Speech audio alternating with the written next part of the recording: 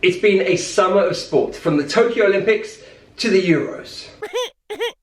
So, to celebrate, I have 14 sporting idioms that will make you an English-speaking champion.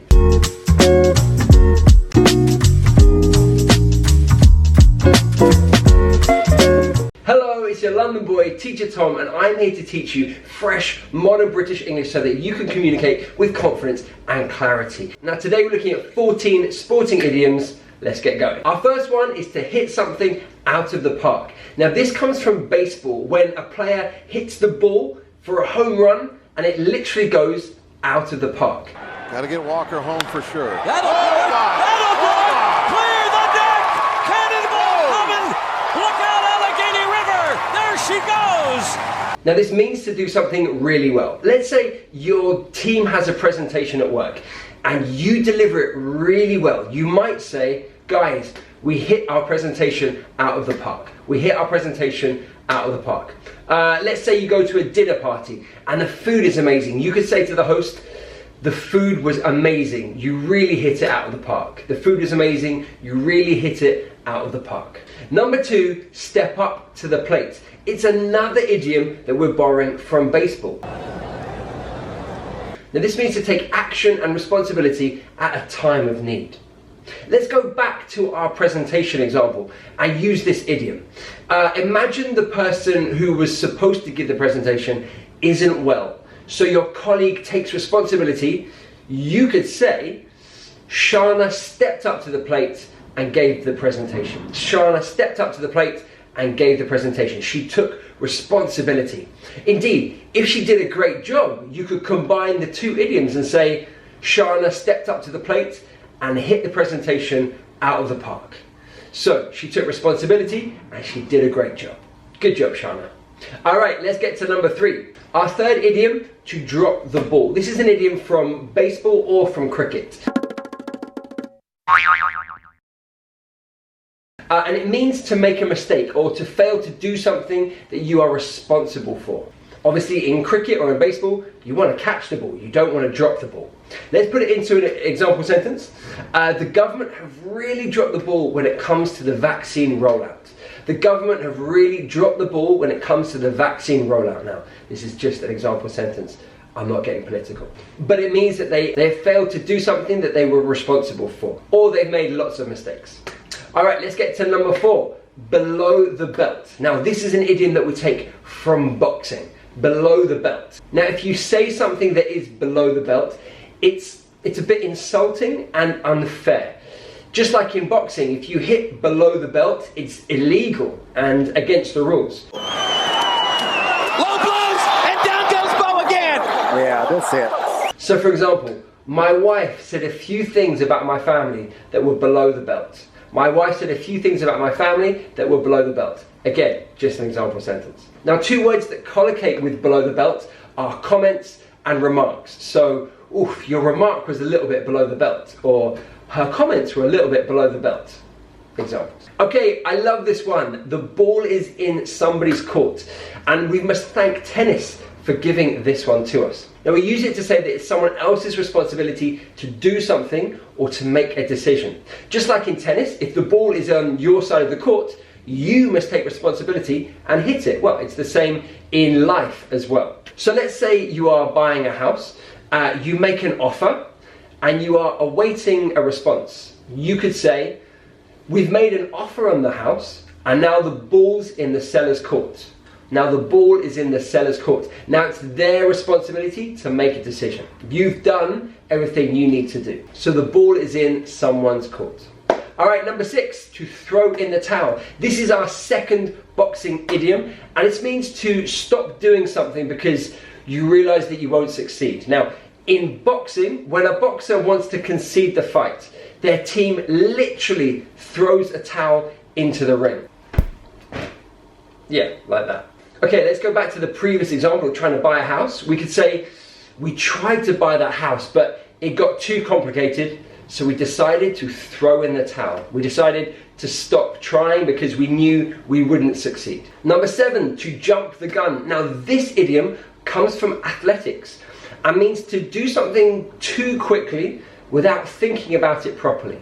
So if you think about the 100 meters final and all the sprinters are on the start line, if you go before the gun, if you jump the gun, you are disqualified, aren't you? Because you're not allowed to go before the gun goes off. So that's where we get this idiom from. Oh my word, it's a false start. I think Usain Bolt. Let me put it into an example sentence. They've known each other for 3 months and they're already getting married. Don't you think they're jumping the gun a bit? Don't you think they're jumping the gun a bit? So don't you think they're moving too quickly before thinking? To throw someone a curveball. Our third idiom from baseball. Well played, baseball. Very good. So a curveball in baseball is a tricky ball that moves in an unexpected way.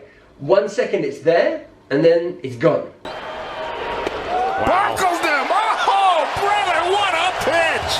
So in life, if you throw someone a curveball, you do something that is unexpected and difficult to react to. An example sentence. My partner told me that she wants to relocate to New York, which was a bit of a curveball.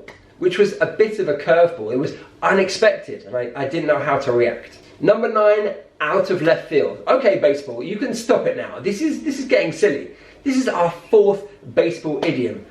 Unbelievable. Okay, now if something comes out of left field, it's unexpected and surprises you. A little bit like the curveball that we talked about before. So let me put this into an example sentence. My boss's resignation came completely out of left field. My boss's resignation came completely out of field. It was very unexpected. It's a synonym of maybe out of the blue. It's kind of same idea, right? That something is surprising to you. Our 10th idiom, a long shot, means an attempt that probably won't be successful, but you think it's worth having a go. So think about a football match in which a player has a shot from a very long way from goal. It's unlikely to go in, but there's always a chance, right? End-to-end stuff at the moment. And Minson 90 up! What a goal that was. Okay, let's put that into an example sentence. It's a bit of a long shot, but I'm going to apply for that coding job at Google. It's a bit of a long shot, but I'm going to apply for that coding job at Google. So I realized that the chances of me getting that job are small, but I'm going to try. Here is our first golf idiom, par for the course. And this means the usual or expected situation.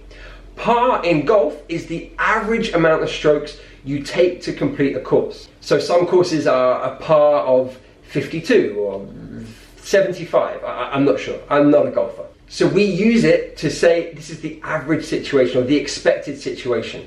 So let me put that into an example sentence for you. These thunderstorms are par for the course at this time of year. These thunderstorms are par for the course at this time of year. So they're what is expected. This is the average situation. This is the normal situation that we have. Our 12th idiom comes from football. If someone is on the ball, they are quick to understand a situation and know what must be done. Think of Diego Maradona.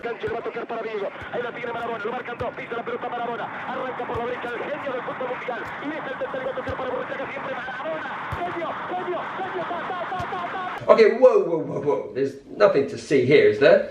Okay, let's move on.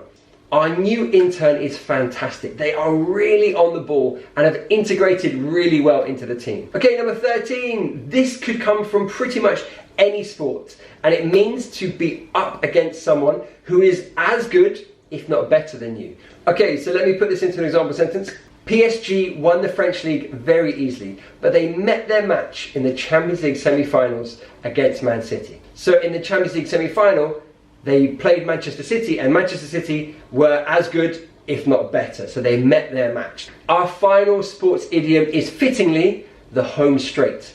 And we are on the home straight right now, Eat Sleep Dreamers. In athletics, the home straight is the last part of the race. Changes gear, moves away, and Miller Weibo is going to get this. Skippers will hang on for second place. Let's watch the clock. And in life, it's the same thing. It's the last part of something. So for example, let's say you are studying for a law degree and you are in your final year and about to finish. You might say, I've got this dissertation to hand in and then I'm on the home straight. I've got this dissertation to hand in and then I'm on the home straight. I'm in the final stages of my degree. If you'd like to learn the accents of all the players from the England football team, click on this video here. And if you want to develop your British English vocabulary, click here, and I'll see you in the next video.